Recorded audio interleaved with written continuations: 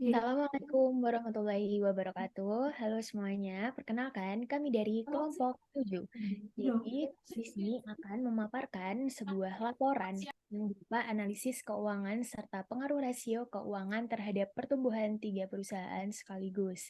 Sebelum dimulai, kami akan mengenalkan nama anggota kelompok kami, yaitu yang pertama, saya Risma yang pribadi, NRP 3 digit terakhir, yaitu 138. Saya Kishi Natania Zaira, NRP terakhir 080. Saya Nabila Intan, NRP 119.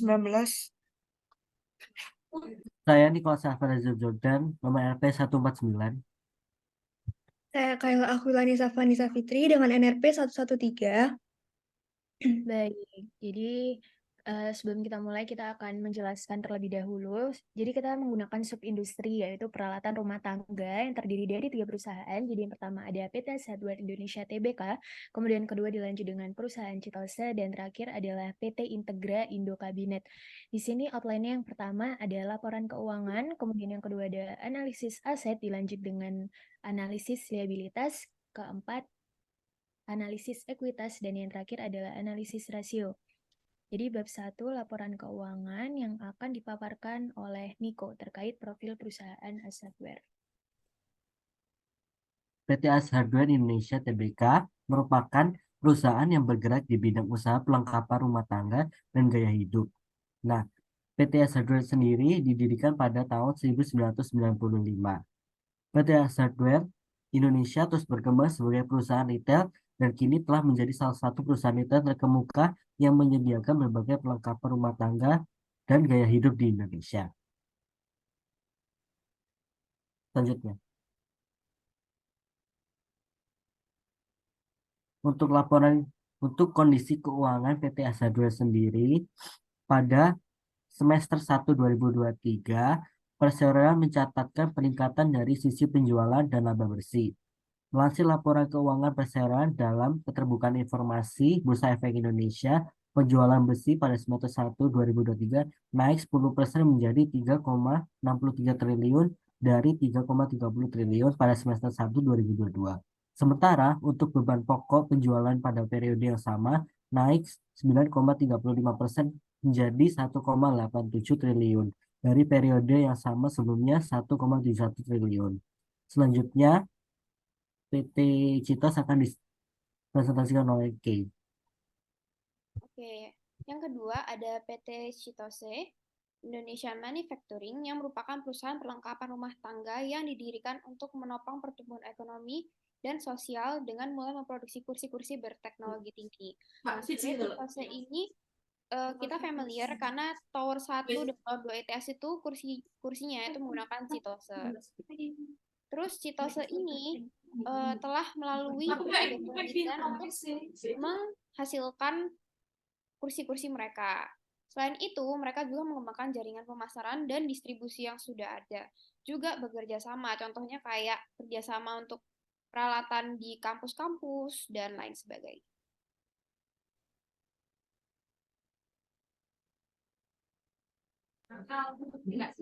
Kondisi keuangan Citose selama 3 tahun memiliki penurunan pendapatan. Melansir laporan keuangan Citose, pendapatan turun 6% year on year dari sebelumnya 159 miliar pada semester 1 2018 menjadi 148 miliar.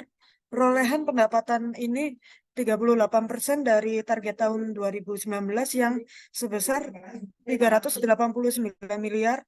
Strategi pengaturan keuangan terus dilakukan dengan mengatur inventory dan kontrol tepat terhadap biaya operasional. Turunnya gross margin menjadi 21% dari sebelumnya 31% menjadi penyebab utama rugi bersih sebesar 8 miliar. Semester pertama tahun lalu Citose masih mencetak laba 6 miliar.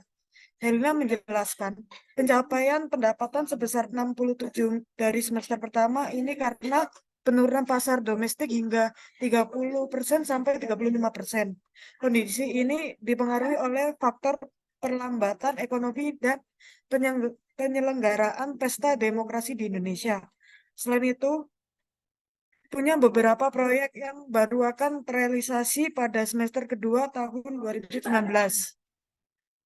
Next.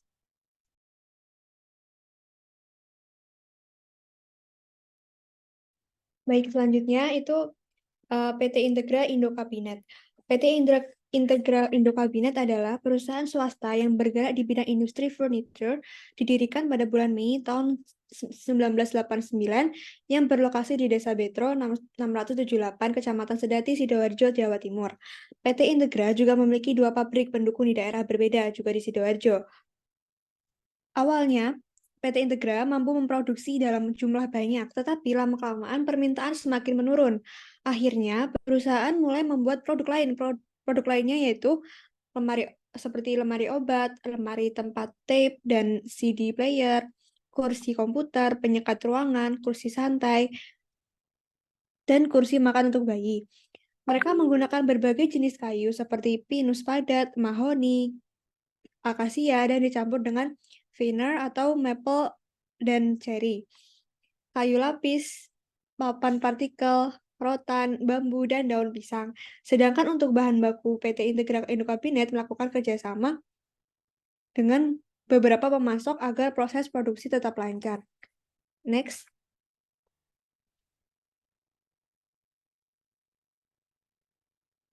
Oke, terima kasih Kaila. Berikutnya saya akan menjelaskan terkait kondisi keuangan PT Integra Indokabinet sendiri.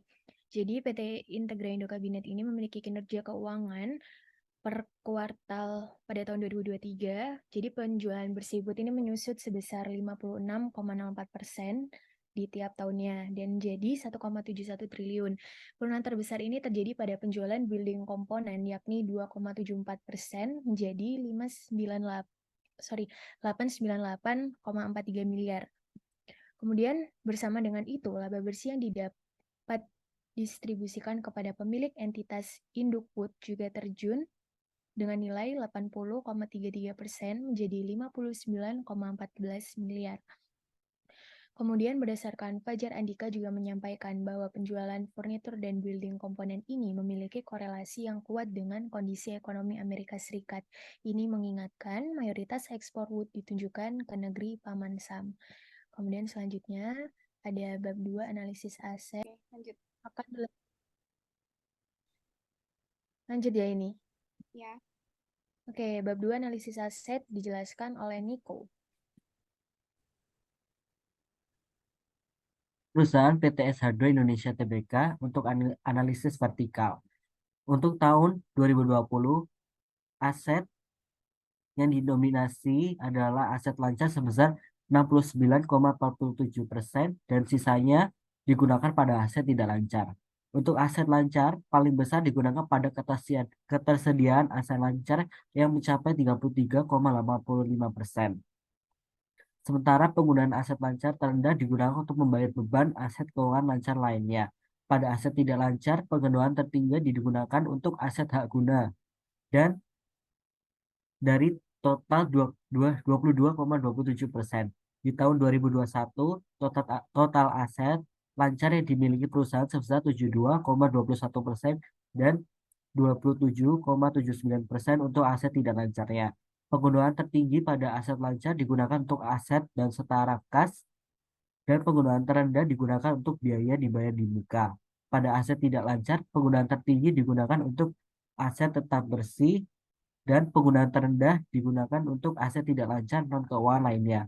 Pada tahun 2022, total aset lancar dimiliki perusahaan sebesar 74,01% dan sisanya merupakan total dari aset tidak lancar. Penggunaan tertinggi pada aset lancar digunakan untuk memenuhi persediaan aset lancar.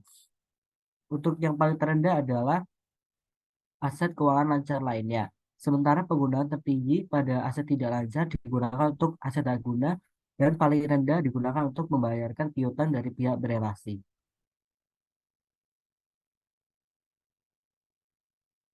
Untuk analisis horizontal, pada tahun 2021, total aset yang dimiliki perusahaan turun sebesar 0,79% dibandingkan tahun lalu, tahun 2020. Pada tahun 2021, terjadi penurunan aset lancar perusahaan. Hal ini dikarenakan adanya penurunan piutang usaha pihak berelasi sebesar 62,58% jika dibandingkan dengan tahun 2020. Nah, untuk pada tahun 2022, jumlah aset yang dimiliki perusahaan meningkat sebesar 0,83%. Pada aset tetap terjadi peningkatan sebesar 3% yang disebabkan oleh adanya peningkatan biaya dibayar di muka lancar sebesar 195,88%. Selanjutnya akan dijelaskan oleh Kay. Oke, di sini ada analisis vertikal dari PT Citose. Analisis vertikal ini merupakan sebutan yang digunakan untuk menerangkan perbandingan. Nah, dalam analisis vertikal terhadap neraca, tiap-tiap pos kewajiban serta ekuitas owner dinyatakan selaku persen dari total aktifanya. Aset yang dimiliki oleh Citose pada tahun 2020 ini didominasi oleh aset tidak lancar sebesar 52,63% dan sisanya 47,37% digunakan pada aset lancar. Lalu, di tahun 2021, total aset lancar yang dimiliki perusahaan sebesar 32,60% dan 67,40% untuk aset tidak lancar. Penggunaan tertingginya pada aset lancar digunakan untuk persediaan aset lancar perusahaan sebesar 18,37%. Dan penggunaan terendahnya digunakan untuk piutang lainnya pihak ketiga dan pihak berelasi sebesar 0,01%. Pada tahun 2022, total aset lancar yang dimiliki perusahaan sebesar 37,57% dan sisanya sebesar 62,43% merupakan total dari aset tidak lancar. Penggunaan tertinggi pada aset lancar digunakan untuk memenuhi persediaan aset lancar perusahaan yang berjumlah 22,82%. Sedangkan penggunaan terendah pada aset lancar digunakan untuk piutang lainnya pihak berelasi sebesar 0,01%. Boleh minta tolong ke bawah. Oke, selanjutnya untuk analisis horizontal akan dijelaskan oleh Nabila Intan. Analisis horizontal yang digunakan perusahaan untuk membandingkan laporan keuangan pada beberapa periode guna mengetahui perkembangan. Pada tahun 2020, total aset yang dimiliki perusahaan turun sebesar 0,13. Dan pada tahun 2020 ini terjadi penurunan aset lancar perusahaan. Hal ini dikarenakan adanya penurunan investasi jangka panjang sebesar 10,44% jika dibandingkan dengan tahun 2021, tetapi tidak terlalu besar presentasinya. Piutang usaha pihak ketiga yang dimiliki perusahaan menurun sebesar 0,13%. Pada aset tetap terjadi peningkatan sebesar 33,11%. Pada aset tidak berwujud terjadi penurunan di tahun 2021 sebesar 43,67% dan meningkat di tahun 2022 sebesar 25,96%. Aset hak guna bersih perusahaan meningkat 25,96% dan pajak penghasilan dibayar di muka juga mengalami peningkatan sebesar 83,85%. Next. Oke, jadi di sini saya akan menjelaskan aset analisis horizontal dan vertikal dari PT Integra Indo Kabinet. Jadi di sini dapat disimpulkan bahwa aset yang dimiliki oleh perusahaan PT Integra Indo Kabinet pada tahun 2020 didominasi oleh aset lancar sebesar 51,12% dan sisanya yaitu 40,81% digunakan pada aset tidak lancar. Kemudian ada aset lancar paling besar digunakan pada ketersediaan aset lancar yang mencapai 35,27%. Sementara penggunaan aset lancar terendah digunakan untuk membayar beban aset keuangan lancar lainnya. Pada aset tidak lancar, penggunaan tertinggi digunakan untuk aset hak guna sebesar 1,68% dari total 40,81 aset tidak lancar. Dilanjut, di tahun 2021 didapat total aset lancar yang dimiliki perusahaan sebesar 63,38% dan 36,56% untuk aset tidak lancar. Penggunaan tertinggi pada aset lancar digunakan untuk aset dan setara kas perusahaan sebesar 1,27%. Dan penggunaan terendah digunakan untuk biaya dibayar di muka lancar sebesar 0,00%. Kemudian pada aset tidak lancar, penggunaan tertinggi digunakan untuk aset tetap bersih sebesar 33,11% dari total 36,56% dan penggunaan terendahnya untuk aset tidak lancar non-keuangan lainnya yaitu sebesar 00,00%. Kemudian pada tahun 2022 didapat total aset lancar yang dimiliki perusahaan sebesar 63,28% dan sisanya sebesar 35,44% yang merupakan total dari aset tidak lancar. Penggunaan tertinggi pada aset lancar digunakan untuk memenuhi persediaan aset lancar berjumlah sebesar 36,16%. Dilanjut dengan penggunaan terendah pada aset tetap digunakan untuk aset keuangan lancar lainnya sebesar 0,00%. Sementara penggunaan tertinggi pada aset tidak lancar digunakan untuk aset hak guna bersih sebesar 1,27% dan penggunaan terendahnya digunakan untuk membayar piutang dari pihak berelasi. Kemudian bisa dilanjut oleh Kaila.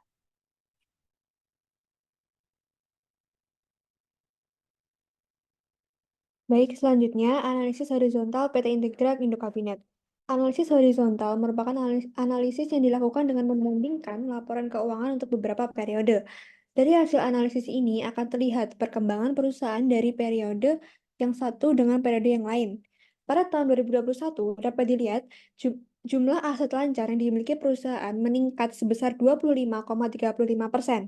Hal ini dikarenakan adanya peningkatan pembayaran piutang lainnya pihak berelasi yang lebih dari 100%, yaitu sebesar 354,81%. Pajak yang dibayarkan di muka oleh perusahaan naik sebesar 261,74% jika dibandingkan dengan tahun 2020. Persediaan yang disediakan oleh perusahaan juga mengalami kenaikan sebesar yaitu 26,3% dan piutang usaha pihak berelasi cukup melihatkan peningkatan yaitu 38,54%.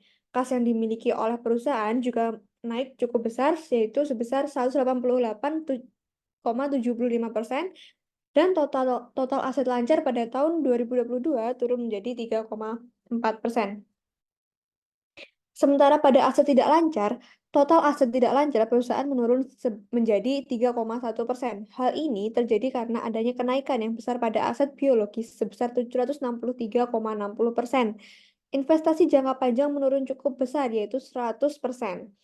Pada tahun 2021, taksiran tagihan pajak pada aset tidak lancar menurun sebesar 86,36% dan aset lain-lain bersih menurun sebesar 4,38%.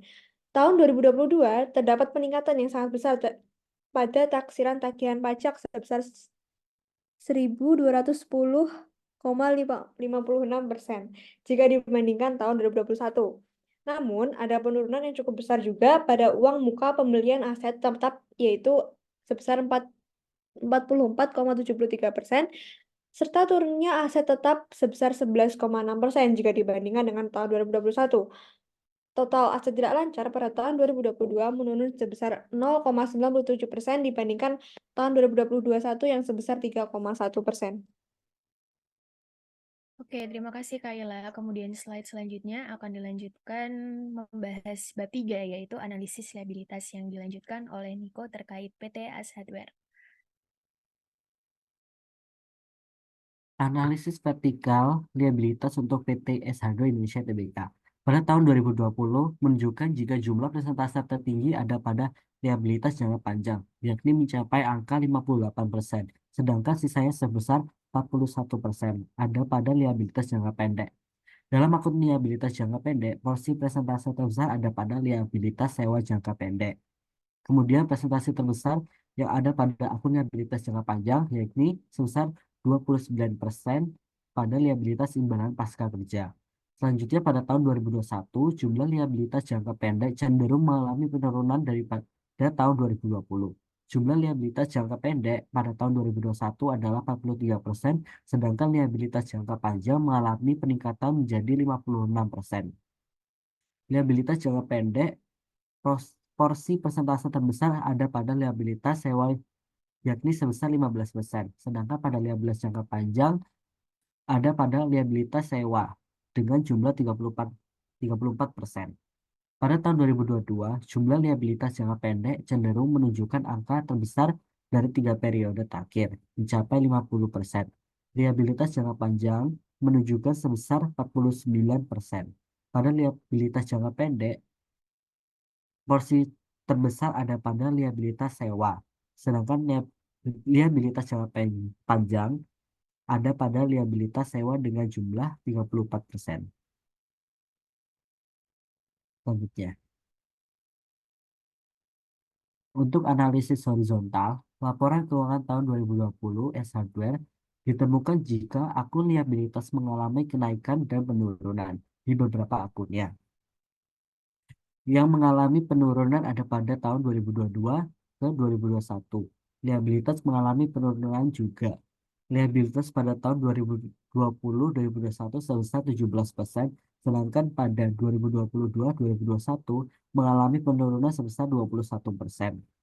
Penurunan terbesar yakni terjadi pada 2022-2021 yang dipengaruhi oleh liabilitas imbalan pasca kerja jangka panjang mencapai 49%.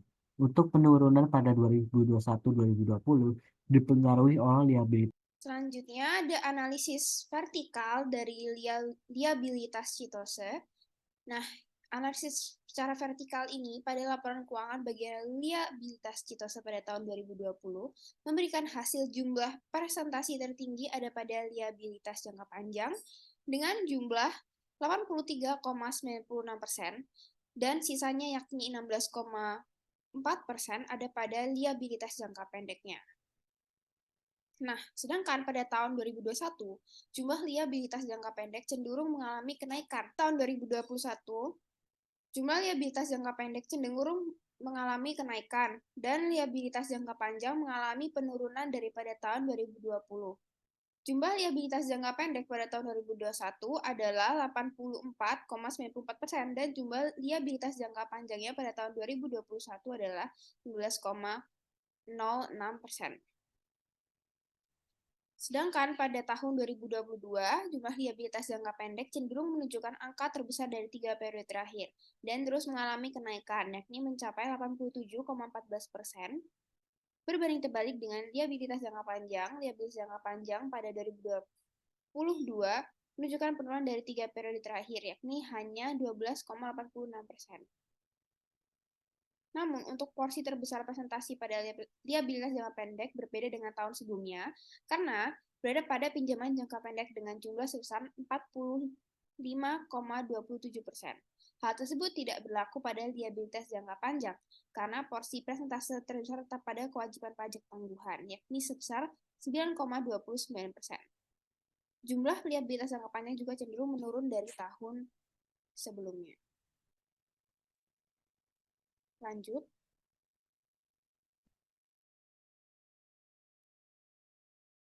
Ya. Analisis horizontal merupakan suatu perbandingan kinerja keuangan dari tahun sebelumnya ke tahun berikutnya. Namun perbandingan tersebut memiliki batas minimal, yakni 2 tahun. Tetapi perbandingan kinerja keuangan dalam analisis horizontal juga dapat melebihi 2 tahun. Dalam analisis horizontal yang terdapat pada PT Chitose mengalami kenaikan di beberapa akunnya pada tahun 2020-2021. Memiliki total liabilitas mencapai 27,09%. Sedangkan pada tahun 2021-2022 mengalami kenaikan sebesar 6,16%. Setelah dicermati, kenaikan terbesar pada tahun 2020-2021 pada biaya yang masih harus dibayar sebesar 100,4%. Sedangkan penurunan di liabilitas jangka panjang, penurunan terbesar diakibatkan oleh utang sewa pembiayaan. Untuk kenaikan di tahun 2020-2021, terjadi kenaikan pada utang usaha pihak ketiga mencapai 35,14%. Namun di tahun 2021, PT Chitose mengalami penurunan sebesar 54,93% pada liabilitas sewa. Jika dilihat dari liabilitas jangka pendek PT Chitose mengalami kenaikan selama 3 tahun terakhir. Next. Selanjutnya saya akan menjelaskan PT Integra Indo Kabinet pada analisis liabilitas vertikal. Jadi didapat pada tahun 2020 menunjukkan jika jumlah presentase tertinggi ada pada liabilitas jangka pendek, yakni mencapai angka 12,77%. Sedangkan sisanya sebesar 9,01% ada pada liabilitas jangka panjang. Dalam akun liabilitas jangka pendek, porsi persentase terbesar ada pada liabilitas sewa jangka pendek, yaitu sebesar 0,09%. Kemudian persentase terbesar yang ada pada akun liabilitas jangka panjang yakni sebesar 4,96% ada pada liabilitas pada pihak berelasi. Selanjutnya pada tahun 2021 jumlah liabilitas jangka pendek cenderung mengalami kenaikan daripada tahun 2020. Jumlah liabilitas jangka pendek pada tahun 2021 adalah 17,01%. Sedangkan liabilitas jangka panjang mengalami peningkatan menjadi 19,20%. Dan pada liabilitas jangka pendek, porsi persentase terbesar ada pada keuangan buku bank yakni sebesar 46,27%. Sedangkan pada liabilitas jangka panjang, porsi persentase terbesar ada pada liabilitas keuangan buku bank dengan jumlah 14,82%. Pada tahun 2022, jumlah liabilitas jangka pendek cenderung menunjukkan angka terkecil dari 3 periode terakhir, yakni mencapai 5,34%. Liabilitas jangka panjang pada 2022 menunjukkan sebesar 29,73%. Dan pada liabilitas jangka pendek, porsi persentase terbesar ada pada liabilitas keuangan buku bank yakni sebesar 3,74%. Sedangkan pada liabilitas jangka panjang, porsi persentase terbesar ada pada liabilitas utang obligasi. Selanjutnya akan dilanjutkan oleh Kayla terkait analisis horizontal liabilitas.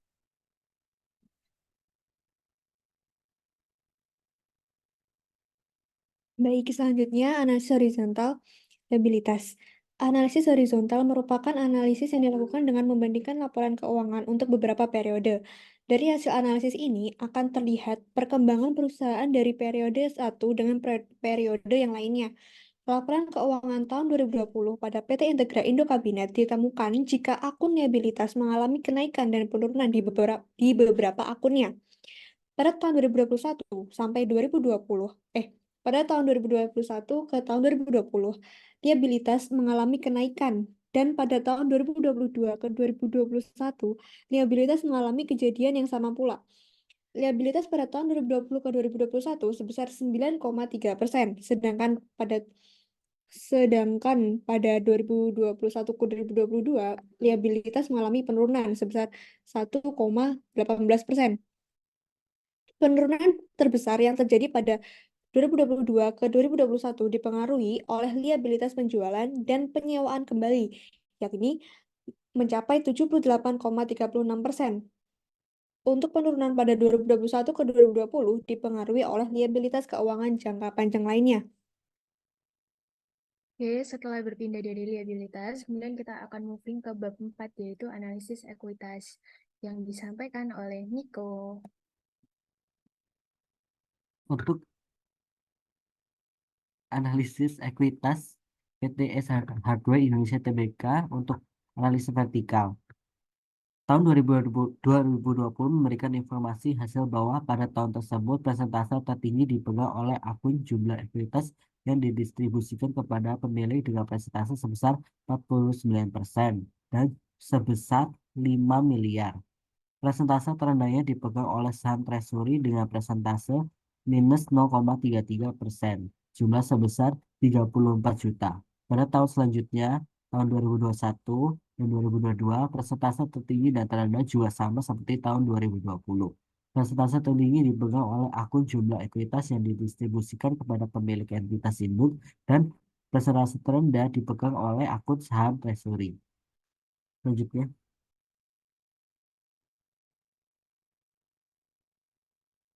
Untuk analisis horizontal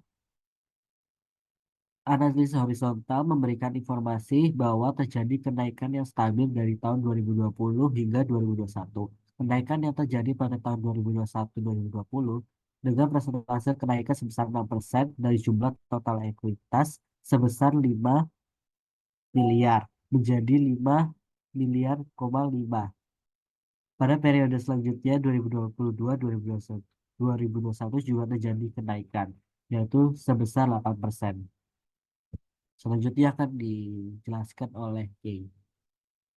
Lalu untuk analisis vertikal ekuitas dari PT Chitose, Analisis vertikalnya menitik beratkan pada hubungan finansial antar pos laporan keuangan satu periode. Dalam analisis vertikal terhadap neraca, masing-masing pos aktiva dinyatakan sebagai persen dari total aktiva. Masing-masing pos kewajiban dan ekuitas pemilik dinyatakan sebagai persen dari total kewajiban dan ekuitas pemilik menurut timbunan. Nah, analisis vertikal pada PT Citose sendiri ini menghasilkan informasi bahwa pada tahun 2020 presentasi tertinggi terletak pada akun ekuitas yang diatribusikan kepada pemilik, yaitu saham biasa, dengan persentase 22,56%, serta presentasi terendahnya dipegang oleh akun kepentingan non-pengendali dengan persentase 1,40%. Berbeda dengan tahun selanjutnya, 2021 dan 2022, persentase tertinggi dipegang oleh akun selisih revaluasi aset tetap sebesar 21,52% pada 2021 dan pada tahun 2020-nya 20,95%. Sedangkan presentase terendahnya dipegang oleh akun saldo laba yang belum ditentukan penggunaannya. Lanjut. Menurut Prastowo, metode analisis horizontal merupakan metode analisis yang dilakukan dengan cara membandingkan laporan keuangan untuk beberapa tahun, sehingga dapat diketahui perkembangan dan kecenderungannya. Metode ini merupakan teknik analisis laporan keuangan yang dilakukan dengan cara menyajikan laporan keuangan secara horizontal dan 25 membandingkan antara satu dengan yang lain, dengan menunjukkan informasi keuangan atau data lainnya, baik dalam rupiah atau dalam unit. Analisis horizontal pada PT Citose memberikan informasi bahwa terjadi penurunan namun tidak begitu besar dari tahun 2020 sampai 2023. Penurunan uang cukup pesat terjadi pada saldo laba yang telah ditentukan penggunanya pada tahun 2020-2021 dengan presentase kenaikan sebesar 91% dari jumlah total ekuitas sebesar 104,783,83 menjadi 5 miliar. Pada periode selanjutnya 2021-2022 juga terjadi penurunan. Namun tidak sebanyak periode 2020-2021, yaitu hanya sebesar 46%. Meski begitu, PT Citose selama 3 tahun terakhir tetap terbukti mengalami penurunan total ekuitas namun tidak begitu besar. Next.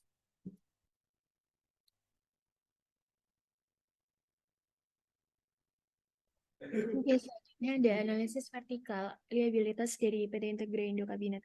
Jadi analisis secara vertikal pada Integra Indo Kabinet tahun 2020 memberikan informasi hasil bahwa pada tahun tersebut persentase tertinggi dipegang oleh akun jumlah ekuitas yang didistribusikan kepada pemilik dengan persentase sebesar 37,68% dan jumlah sebesar 1.115.344.482.584. Persentase terendahnya dipegang oleh entitas pengendali dengan persentase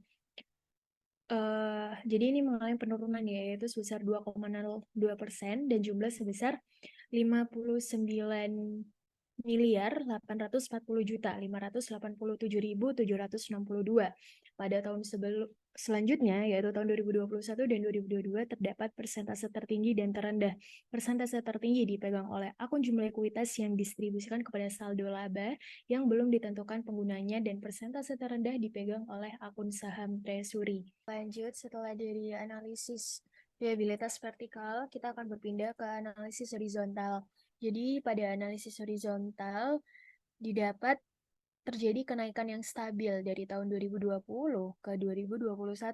Kenaikan yang terjadi pada tahun 2021 hingga 2020 itu terjadi persentase kenaikannya sebesar 23% dari jumlah total ekuitas sebesar 2.999.468.593 rupiah menjadi 3.642.537.753.968 rupiah. Pada periode selanjutnya, 2022 ke 2021 terjadi penurunan yaitu sebesar 3%. Dilanjut ke bab 5 yaitu analisis rasio terhadap ekuitas. Ini bisa dilihat. Berikut adalah gambaran rasionya. Lanjut. Oke, jadi untuk analisis rasio dari PTS Hardware ini, pertama ada rasio likuiditas. rasio likuiditas yang digunakan sebagai pengukur seberapa mampu perusahaan memenuhi kewajibannya. Selain terendah nilai rasio menunjukkan ketidakmampuan perusahaan untuk memenuhi kewajibannya sifatnya jangka pendek. Namun bertambah tinggi nilai rasio bukan mengartikan perusahaan berkondisi baik pula, tapi kemungkinan bisa aja timbul sebab karena kasnya tuh nggak digunakan dengan baik gitu. Berdasarkan data, kira rasio dari S hardware ini menurun, terjadi penurunan dari tahun 2020 hingga 2021. Rasio cepatnya atau rasio sangat lancar merupakan rasio yang menunjukkan kemampuan perusahaan dalam memenuhi atau membayar kewajiban untuk utang lancarnya dengan aktiva lancar tanpa memperhitungkan nilai inventory. Nah, S hardware ini mengalami peningkatan pada quick ratio-nya di tahun 2020 hingga 2021, tapi pada tahun 2022 itu malah turun. Nah, perputaran piutang merupakan rasio yang digunakan untuk mengukur beberapa lama penagihan piutang selama satu periode.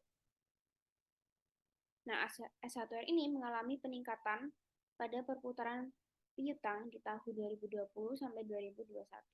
Tapi juga turun sama seperti rasio cepatnya di tahun 2022. Nah, untuk perputaran persediaan yang merupakan rasio antara jumlah harga pokok barang yang dijual dengan nilai rata-rata persediaan yang dimiliki oleh perusahaan, ini di tahun 2021-nya mengalami penurunan. Tapi pada tahun 2020 menurun juga menjadi 141%. Nah, namun di tahun 2022 malah mengalami peningkatan menjadi 124%. Boleh diturunin dikit. Total aset turnover-nya itu mengalami penurunan pada perputaran aset di tahun 2021 yang semula 102% menjadi 91% pada tahun 2021. Turun.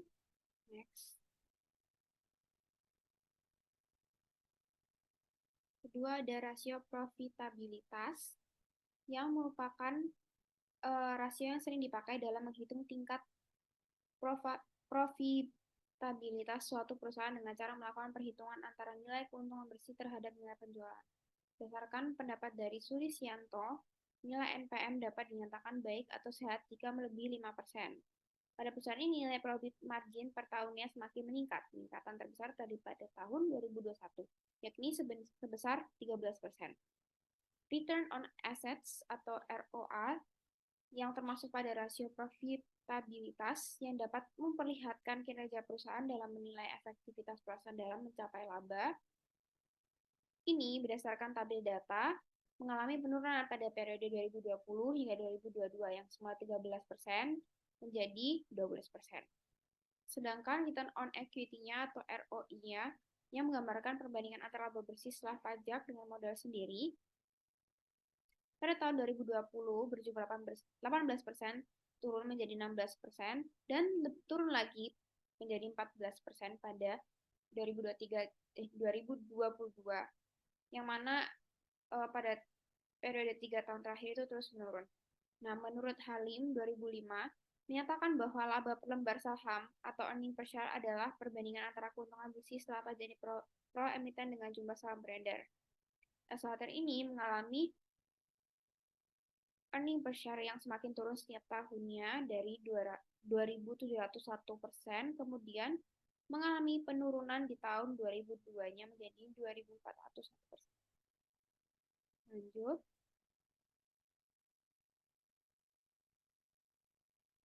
Terakhir ada rasio solvabilitas, debt to asset ratio atau DAR, adalah rasio utang yang digunakan sebagai pengukur rasio jumlah keseluruhan utang terhadap total aset.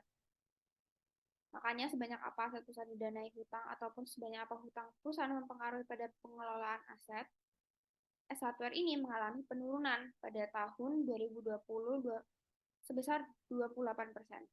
Lalu mengalami penurunan sampai tahun 2022-nya juga tetap turun. Terus kedua, time interest earn ratio atau TIER merupakan gambar kemampuan perusahaan dalam kesanggupannya untuk menyelesaikan beban bunga yang dimiliki menggunakan perbandingan laba sebelum bunga dan pajak dengan beban bunga. Dalam hal ini, perusahaan mengalami peningkatan dan penurunan.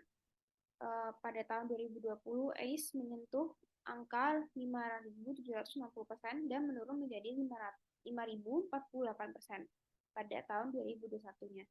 Namun, pada periode 2022 meningkat lagi menjadi 6.461%. Selanjutnya, untuk PT Ciptose, rasionya akan dibacakan oleh Nabila Intan.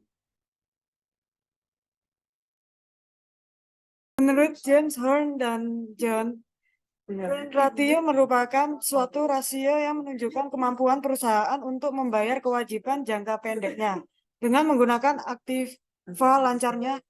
Apabila tingkat rasio tinggi menunjukkan jaminan lebih baik atas hutang jangka pendek, tetapi apabila terlalu tinggi berakibat pada modal kerja yang tidak efisien. Berdasarkan data current ratio PT Citose cenderung naik turun pada 3 tahun terakhir. Terjadi penurunan pada 2021 dan naik di 2022. Sedangkan menurut Libby et al., quick ratio merupakan sebuah alat uji yang dilakukan dengan membandingkan aset cepat yang didefinisikan sebagai kas dan set yang dekat dengan kas terhadap kewajiban lancar. Jika dilihat berdasarkan tabel PT Citose mengalami penurunan di 3 tahun terakhir. Penurunan paling besar dialami di tahun 2020. Account receivable turnover merupakan suatu rasio yang digunakan untuk mengukur durasi lama penagihan piutang selama satu periode atau berapa kali dan yang ditanam dalam piutang ini berputar dalam satu periode. Pada PT Citose dalam 3 tahun terakhir mengalami kenaikan drastis sebesar 893% pada tahun 2020, 1000% pada 2021, dan 2023 pada dan 2033% pada tahun 2022. Dan menurut Syafrida Hani, inventory turnover merupakan suatu rasio untuk mengukur efisiensi penggunaan persediaan atau rasio untuk mengukur kemampuan dana yang tertanam dalam persediaan untuk berputar dalam suatu periode tertentu. Fida dan Hani, inventory turnover merupakan suatu rasio untuk mengukur efisiensi penggunaan persediaan atau rasio untuk mengukur kemampuan dana yang tertanam dalam persediaan untuk berputar dalam suatu periode tertentu. Berdasarkan tabel, dapat diketahui jika perusahaan PT Citose mengalami penurunan pada tahun 2021 yang semula 302% pada tahun 2020, kemudian menurun menjadi 261 pada tahun 2021. Aset turnover ratio merupakan ratio aktivitas yang bertujuan untuk mengukur kemampuan perusahaan untuk menghasilkan penjualan dari total asetnya dengan membandingkan penjualan aset bersih dengan total aset rata-rata. Berdasarkan tabel di atas, PT Citose mengalami penurunan di tahun 2021 dan naik lagi di tahun 2022 dengan presentase 89% yang semula 58% pada tahun 2021. Next.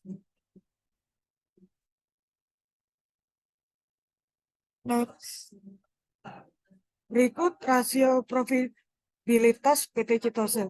Profit margin merupakan rasio yang digunakan untuk menunjukkan kemampuan perusahaan dalam menghasilkan keuntungan bersih setelah dipotong pajak. Pada perusahaan ini, nilai profit margin per tahunnya semakin menurun. Penurunan terbesar terjadi pada tahun 2021 dengan presentase 34%. Return of assets merupakan sebuah rasio yang digunakan untuk mengukur keuntungan bersih yang diperoleh dari penggunaan aktiva. Sehingga semakin tinggi rasio ini, maka semakin baik produktivitas aset dalam memperoleh keuntungan bersih. Berdasarkan tabel tersebut, dapat diketahui jika PT Citose mengalami penurunan 3 tahun terakhir. Penurunan terbesar terjadi di tahun 2021 sebesar 20%. Return on equity merupakan perbandingan antara laba bersih dengan modal. Perusahaan dianggap sebagai representasi dari kekayaan pemegang saham atau nilai perusahaan. Berdasarkan tabel dapat dilihat jika ROI perusahaan ini mengalami penurunan yang cukup signifikan. Pada 2020 awalnya berjumlah 38,5%, kemudian turun menjadi 28,4%. Pada 2021 dan turun lagi menjadi 24,4% pada 2022. Oke, next.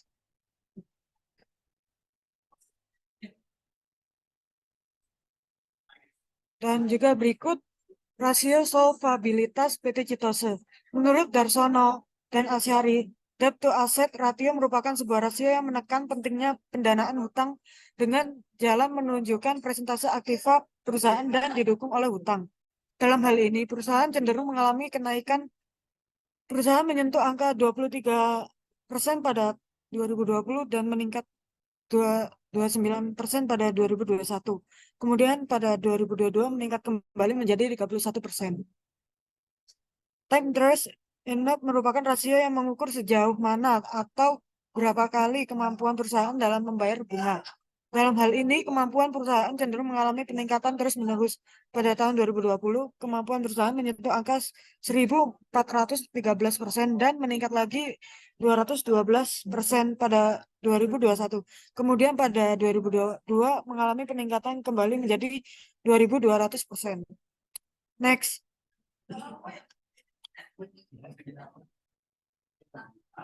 Oke, terima kasih Abil dan Kay. Selanjutnya adalah rasio likuiditas pada PT Integra. Jadi, karena rasio merupakan salah satu rasio yang paling umum digunakan untuk mengukur likuiditas atau kemampuan perusahaan untuk memenuhi kewajiban jangka pendek tanpa menghadapi kesulitan. Menurut Sawir, bahwa kan rasio merupakan ukuran yang paling umum digunakan untuk mengetahui kesanggupan memenuhi kewajiban jangka pendek, karena rasio ini menunjukkan seberapa jauh sih tuntutan dari kreditor jangka pendek itu dipenuhi oleh aktiva yang diperkirakan menjadi uang tunai dalam periode yang sama dengan jatuh tempo utang. Oke, pada poin kedua, quick ratio menurut Sutrisno pada tahun 2012 adalah rasio yang membandingkan antara aset lancar setelah dikurangi persediaan dengan hutang lancar yang dimiliki perusahaan. Rasio likuiditas dengan menggunakan quick ratio merupakan jenis rasio yang menunjukkan kemampuan perusahaan dalam memenuhi kewajiban utang lancar dengan aktiva lancar tanpa memperhitungkan nilai persediaan. Lanjutkan di poin ketiga, yaitu akun receivable turnover merupakan suatu rasio yang digunakan untuk mengukur durasi lama penagihan piutang selama satu periode atau berapa kali, dan yang ditanam dalam piutang ini berputar dalam satu periode. Menurut pendapat Kasmir pada tahun 2015, lalu pada PT Integra Indo Kabinet dalam 3 tahun terakhir mengalami kenaikan drastis 362% pada tahun 2020, 619% pada tahun 2021, dan 859% pada tahun 2022. Kemudian poin yang keempat, perputaran persediaan adalah merupakan rasio antara jumlah harga pokok barang yang dijual dengan nilai rata-rata persediaan yang dimiliki oleh perusahaan. Rasio ini menunjukkan berapa kali jumlah persediaan barang dagangan diganti dalam 1 tahun. Rasio ini menunjukkan berapa kali jumlah persediaan barang dagangan diganti dalam 1 tahun. Berdasarkan data, dapat diketahui jika perusahaan mengalami penurunan pada tahun 2021 yang semula 95% pada tahun 2020, kemudian naik menjadi 30%, dan pada tahun 2022 mengalami peningkatan menjadi 32%. Kemudian yang terakhir adalah asset turnover ratio, merupakan rasio aktivitas yang bertujuan untuk mengukur kemampuan perusahaan untuk menghasilkan penjualan dari total asetnya dengan membandingkan penjualan aset bersih dengan total aset rata-rata. Berdasarkan tabel di atas, PT Integra Indo Kabinet mengalami peningkatan di tahun 2021 dan mengalami penurunan di tahun 2022 dengan persentase 65% yang semula 80% pada tahun 2021. Dilanjut ke rasio profitabilitas. Jadi profit margin adalah rasio yang digunakan untuk mengetahui besar kecilnya suatu laba yang didapatkan oleh perusahaan. Rasio ini dapat dihitung menggunakan laba bersih dibagi dengan penjualan bersih. Profit margin menurut Sri Dwi dan Rovita pada tahun 2019, yaitu membandingkan antara laba bersih dengan penjualan yang dihasilkan oleh perusahaan. Pengukuran ini akan menunjukkan seberapa besar laba bersih yang dapat dihasilkan oleh tingkat penjualan dari perusahaan tersebut. Berdasarkan data di atas, dapat disimpulkan bahwa profit margin tertinggi didapat pada tahun 2020, yaitu sebesar 147%. Lanjut ke poin kedua, return on asset merupakan salah satu rasio profitabilitas. Dalam analisis laporan keuangan, menurut pendapat Bambang Krianto menyebut istilah ROA dengan net earning power ratio, yaitu kemampuan dari modal yang diinvestasikan dalam keseluruhan aktiva untuk menghasilkan keuntungan neto. Keuntungan neto yang beliau maksud adalah keuntungan neto sesudah pajak. ROA tertinggi dapat dibuktikan di tahun 2020, yaitu sebesar 74%. Di poin ketiga, yaitu return on equity, yang menggambarkan perbandingan antara laba bersih setelah pajak dengan modal sendiri, atau merupakan pengembalian ekuitas terhadap rentabilitas modal sendiri, di mana rasio ini menunjukkan tingkat yang efisien penggunaan modal sendiri. Dan pada tahun 2020, ROE berjumlah 147%, kemudian turun menjadi 60% pada tahun 2021, dan turun lagi menjadi 54% pada tahun 2022. Dilanjut dengan poin yang terakhir, yaitu menurut Halim, pada tahun 2005 menyatakan bahwa laba per lembar saham adalah perbandingan antara keuntungan bersih setelah pajak yang diperoleh emiten dengan jumlah saham yang beredar. Sorry, ini bukan Assadware, tapi PT Integra Indo Kabinet mengalami EPS yang semakin turun setiap tahunnya. Pada tahun 2020, EPS sebesar 12.244, kemudian mengalami penurunan pada 9496 menjadi 9496% dan turun lagi pada 2022 sebesar 7168%. Lanjutkan oleh Kayla untuk membahas rasio solvabilitas. Baik, selanjutnya rasio solvabilitas dari PT Integras Indo Kabinet. Poin pertama, menurut Kasmir, debt to asset ratio merupakan rasio yang digunakan untuk melihat atau membandingkan total utang yang dimiliki perusahaan dengan total aktiva yang dimiliki perusahaan. Atau dengan kata lain, yaitu melihat seberapa besar aktiva perusahaan didanai oleh utang. Pada tahun 2020, persentasenya memiliki jumlah sebesar 49%. Namun, di 2 tahun selanjutnya memiliki nilai persentase yang sama, yaitu 46%. Poin selanjutnya, menurut Win tahun 2014, times interest earned ratio atau rasio kelipatan bunga yang dihasilkan merupakan jumlah kali bunga yang diperoleh dari angka berkorelasi dengan laporan laba rugi. Pada tahun 2020 mengalami kenaikan rasio kelipatan bunga sebesar 2042%. Tahun 2021 dan 2022 telah mengalami penurunan sebesar 1813% dan 1477%.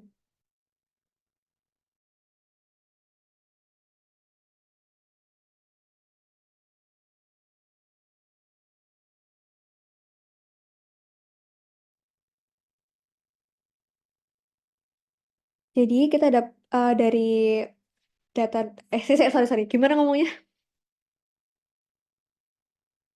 Ya. Jadi, ini adalah kesimpulan dari data-data masing-masing perusahaan. Yang pertama adalah Ace Hardware.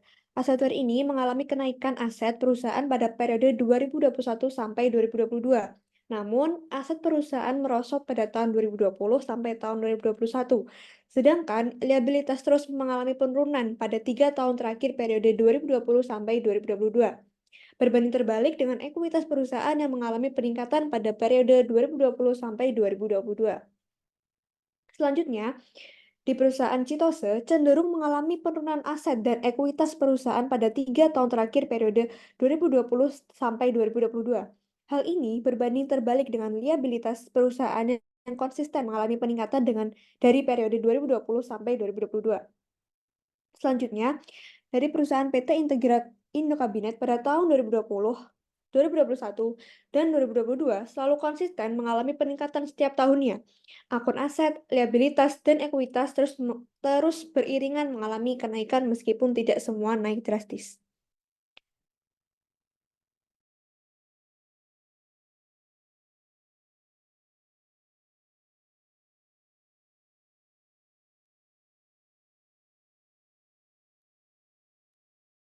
Next.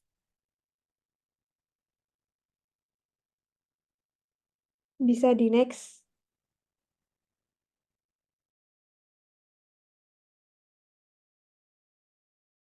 Sorry.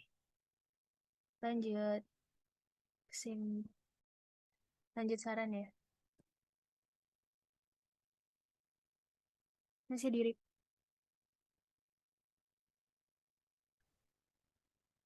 Untuk saran Hardware yang mengalami penurunan aset pada periode 2020-2021 disarankan untuk mengevaluasi bagaimana aset perusahaan dipergunakan, memastikan bahwa aset tersebut digunakan dengan baik dan optimal. Untuk Citos, yang cenderung mengalami penurunan aset dan ekuitas perusahaan pada periode 2020 sampai 2022, disarankan untuk mengevaluasi penyebab utama penurunan ekuitas, proses bisnis, dan identifikasi area di mana efisiensi dapat ditingkatkan.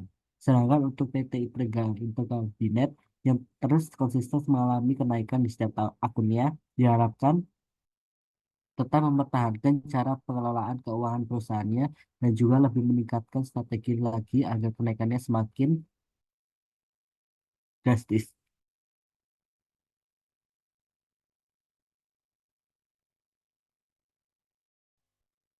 Baik. Baik, cukup sekian untuk presentasi dari kelompok 7 yang sudah disampaikan oleh Niko, Kay, Abil, dan Kay terkait pemaparan laporan keuangan serta rasio perusahaan.